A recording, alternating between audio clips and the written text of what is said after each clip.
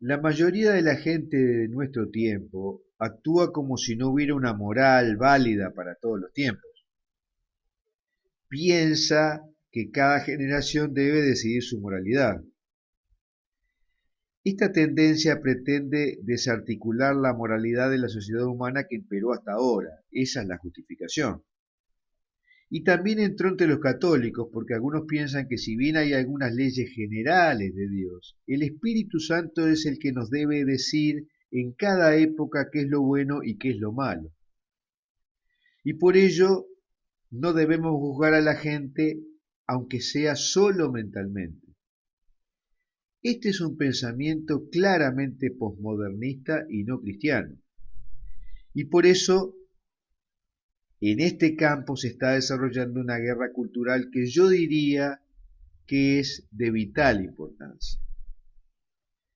El posmodernismo está eliminando los juicios de moralidad sobre conductas que antes eran reprobables, para poner su acento en maximizar las gratificaciones.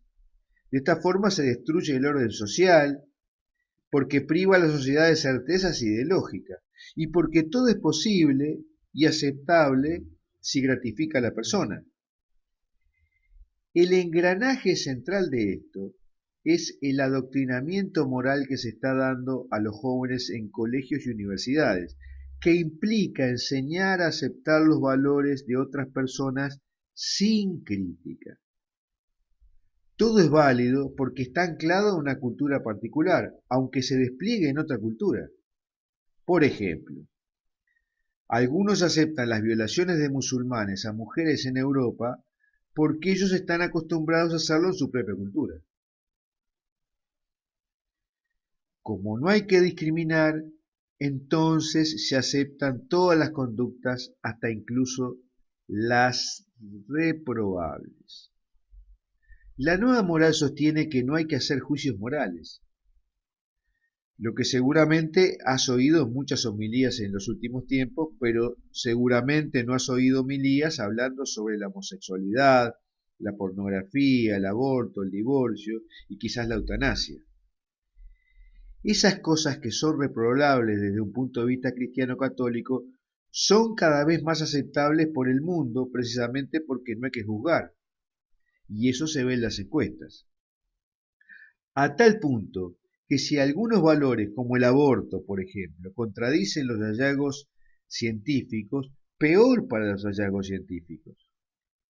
En este artículo te damos varios ejemplos relacionados con el aborto y cómo se lo justifica posmodernamente sin reparar en las contradicciones de estos argumentos. Por eso te recomiendo leerlo. Entre los católicos y los cristianos se están generando nuevos conceptos para lidiar con la moralidad, para definir lo que es moralmente aceptable en esta época. Una es la moral de actitud, que sostiene que los pecados que cometemos no nos impiden llegar al cielo.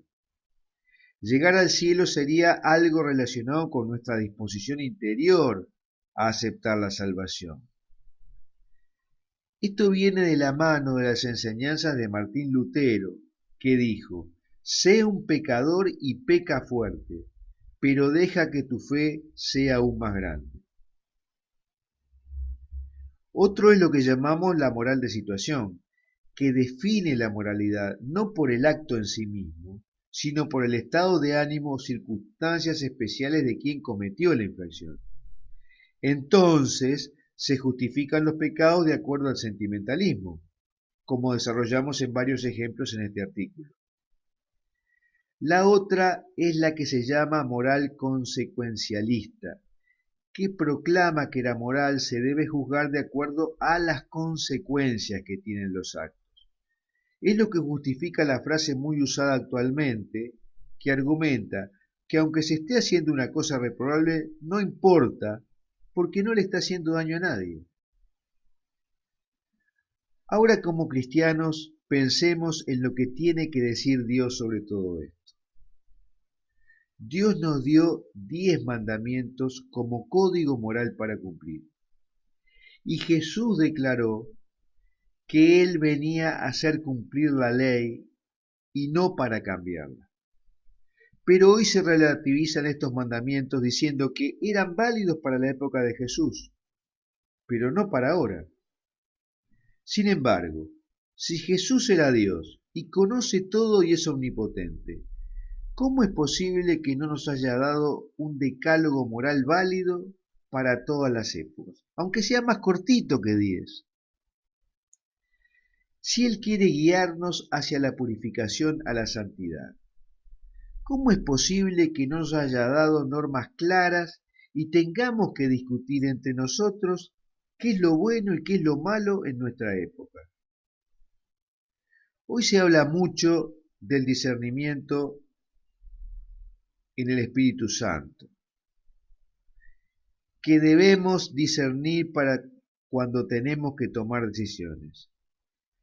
Pero ante una decisión en particular, una persona puede decidir un camino y otra persona puede discernir otro. Esto implica que no existe una moral absoluta, sino que todo depende de la situación. Y esto claramente no es lo que Jesús vino a enseñar. Basta leer la Biblia con un poco de atención para darse cuenta que los juicios morales de Jesús eran claros y firmes. Con esto no queremos significar que el discernimiento no es válido, sino poner énfasis que hay valores absolutos y que en eso se basa la fe cristiana. Y ahora te quiero hacer una pregunta. ¿Tú estás notando que este pensamiento posmoderno de justificar los pecados por la situación de la persona o de que los tiempos han cambiado ha entrado en tu parroquia o entre los católicos que tú conversas o no? Me gustaría que me contestes abajo lo que piensas.